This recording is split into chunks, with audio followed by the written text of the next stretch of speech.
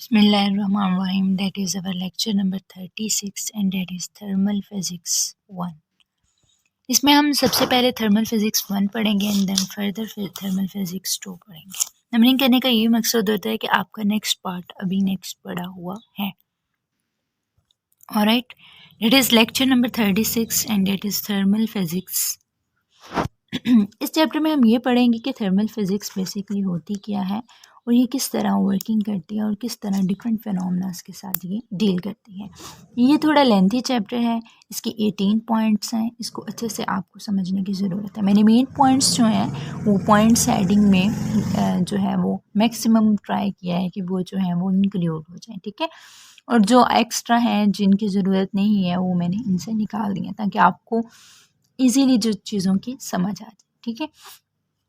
Number 1 point पे है the initiate view पुराने दौर में या पुराने व्यू के मुताबिक was heat is colourless. Heat जो है वो बेरंग होती है, वेटलेस, उसका कोई वजन नहीं होता। Fluid which occupy no volume, ऐसा फ्लूड होता है जो कोई भी वॉल्यूम ऑक्यूपाई नहीं होता, जिसका कोई भी वॉल्यूम नहीं, वजन नहीं होता। हैज़ नो स्मेल, इसकी कोई भी स्मेल नहीं होती, कोई भी खुशबू नहीं होती। दिस इमेजिन सब्सटेंस कॉल्ड प्लोजेस्टन, ये इमेजिन सब्सटेंस जो है वो प्लोजेनेस्टाइन कहलाता है। प्लोजेनेस्टाइन कहलाता है।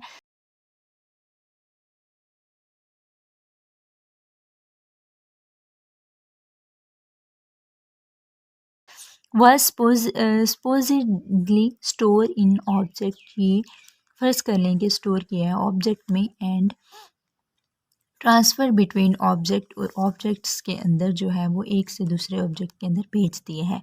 It took long time to reject this motion, ये बहुत ज़्यादा वक्त लेता है इस मोशन को ख़त्म करने के लिए, रिजेक्ट करने के लिए। वाई इज़ इट रॉन्ग, ये गलत क्यों है, इसकी वजह क्या है कि ये गलत है। बिकॉज, क्योंकि heat can be created, heat पैदा होती है, कैन डिस्ट्रॉय एंड डिस्ट्रॉयड, और इसको ख़त्म किया जाता है। Where as liquid keep their volume, लेकिन लिक्विड का वॉल्यूम होता है, and can not be created, ना इसे पैदा किया जा सकता है ना इसको ख़त्म किया जा सकता है। बेसिकली क्या रीज़न है, heat can be destroy and created but whereas the liquid can not be created or destroy and have the volume, ठीक है।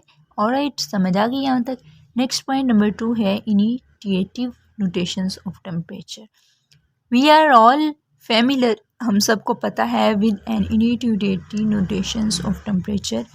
Initiative notation of the temperature के बारे में वी नो, हम जानते हैं डेट के hotter thing have high temperature, जो चीज़ें गर्म ज़्यादा होती हैं उनका ज़्यादा टेम्परेचर होता है। बेसिकली टेम्परेचर ज़्यादा हो जाने का आपको बुखार हो जाता है, आपको कहते हैं इसका टेम्परेचर ज़्यादा हो रहा है, बहुत ज़्यादा हो रहा है, बहुत ज़्यादा हो रहा है, 104 पे चला गया, 3 पे, तो इसका मतलब है आपकी बॉडी जो है वो गर्म हो रही है, ज़्यादा गर्म, ज़्यादा हीटअप हो रही है।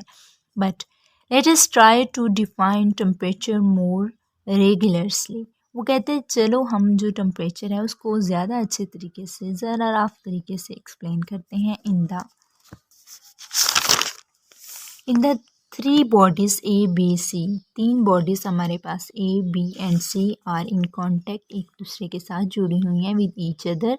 आफ्टर सफिशेंट टाइम पास, कुछ वक्त गुजरने के बाद, one thing can will be common, सब में एक चीज़ कॉमन हो जाएगी। To all there a quantity that we call temperature, कुछ वक्त के बाद इन सब की टेम्परेचर सेम हो जाएगा। देखिए एक बॉडी, आप 3 लोग बैठे हैं, खड़े हैं, कुछ वक्त के बाद आप सबका टेम्परेचर जो है वो सेम हो जाएगा, क्योंकि आपकी बॉडी जो है वो एक दूसरे के बिल्कुल करीब है, तो एक दूसरे को टेम्परेचर क्या करेगी, ट्रांसफ़र कर देगी। ऑलराइट, तो ये 3 बॉडीज़ हैं, इनके टेम्परेचर क्या हो जाएगा, सेम हो जाएगा।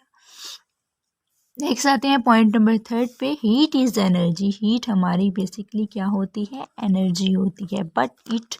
But it is very special kind of energy, लेकिन ये एनर्जी की बहुत ख़ास किस्म होती है। इट इज़ दैट एनर्जी, ये वो एनर्जी होती है which flow from a system at high temperature to a system at low temperature, ये हाई टेम्परेचर से लोअर टेम्परेचर की तरफ मूव आउट होती है।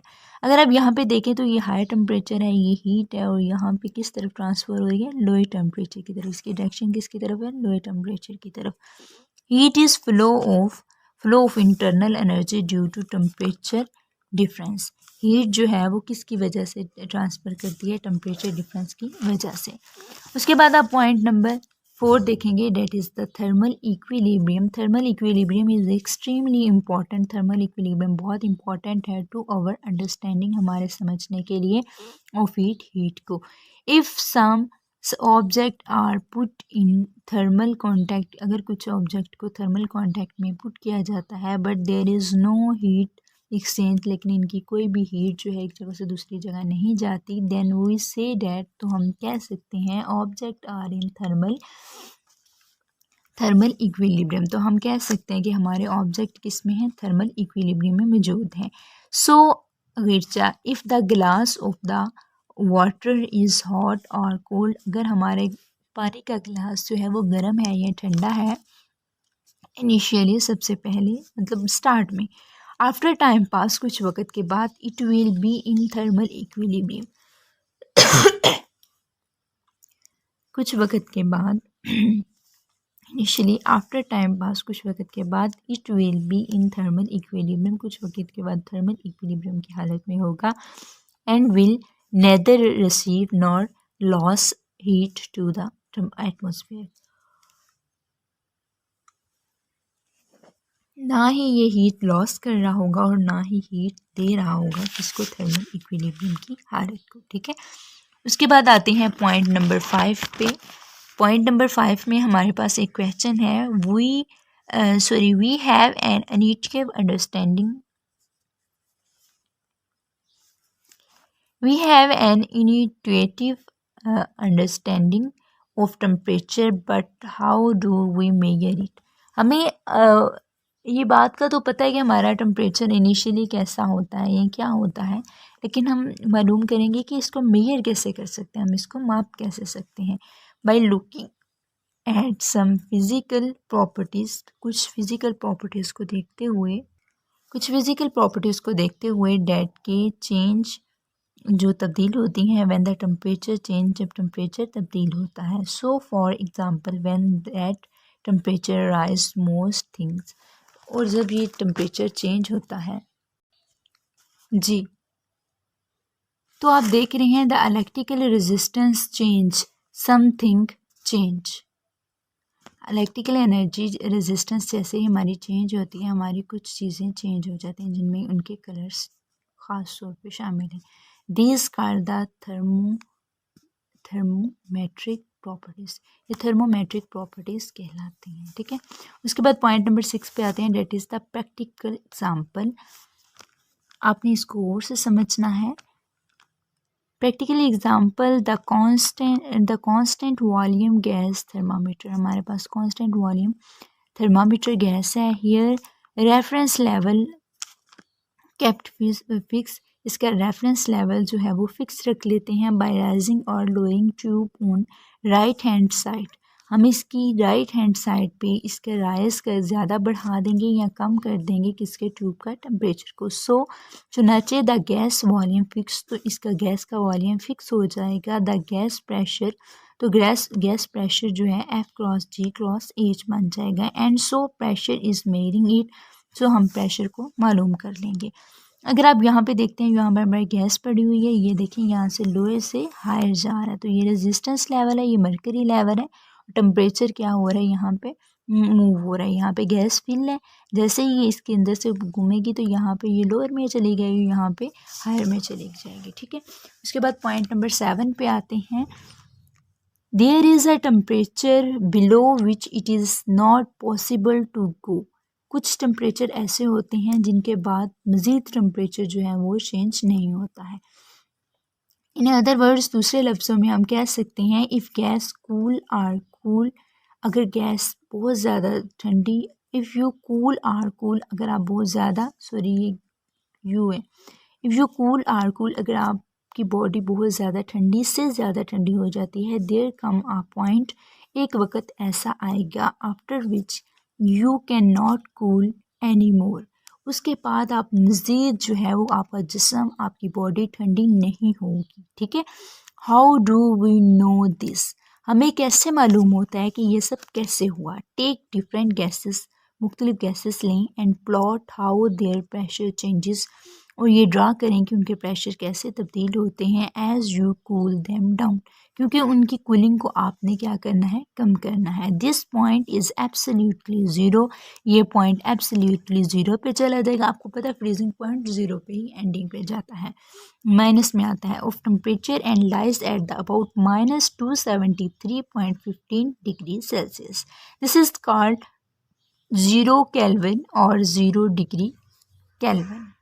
नेक्स्ट हम पॉइंट नंबर 8 पे आते हैं, that is temperature scales. If you had been 300 year ago, अगर आप 3 साल पहले होते, and if you had discovered a reliable way, अगर आप एक इस तरह का तरीका डिस्कवर करते जिसमें वे टू टेल बता सकते डिफरेंट लेवल्स ऑफ हॉटनेस, मुख्तलिफ लेवल्स ऑफ द हॉटनेस। अब यहाँ पे ये देखें, ये डायग्राम आप देखें, ये केल्विन है, ये सेल्सियस है, ये फ़ारेनहाइट लिखा हुआ है। यहाँ पे केल्विन जो है वो ज़ीरो होगा इस लेवल पे जहाँ पे वाटर फ्रीजिंग हो रही है, वहाँ पे 273 केल्विन होगा और वाटर बॉयल हो रहा है 373 डिग्री पे, ठीक है। उसके बाद सेल्सियस स्केल में -273 सेल्सियस पे एब्सोल्यूट ज़ीरो है, वाटर फ्रीजिंग ज़ीरो पे है और वाटर बॉयल 100 पे है। इसी तरह फ़ारेनहाइट एब्सोल्यूट ज़ीरो पे -459 है, वाटर फ्रीजिंग पे 32 है, वाटर बॉयल पे 212 फ़ारेनहाइट है, ठीक है। अंडरस्टैंड हो गया। उसके बाद आते हैं पॉइंट नंबर 9 पे। पॉइंट नंबर 9 में वो कहता है how heart is hot, hot bodies hot क्यों होती हैं, हाउ कोल्ड इज़ कोल्ड, ठंडी बॉडीज़ ठंडी क्यों होती हैं। वेयर आर साइंटिस्ट, जहाँ पे एक साइंटिस्ट ने बताया, से समथिंग, उसने कुछ कहा, the hotness thing ever was universe, सबसे ज़्यादा गर्म तो हमारी अपनी ज़मीन है, व्हेन जब it just come into existence, जब ये पैदा हुई थी। हाइड्रोजन बॉम्ब 10⁸ केल्विन है। द सरफेस ऑफ द सन जो है 5500 केल्विन है। कॉपर मेल्ट्स जो हैं वो 1000 केल्विन पे है and water turn 273 kelvin, the lowest temperature 10⁻⁻7 kelvin. Why not still lower, ये इवन डेट हद तक ये लोअर क्यों होता है।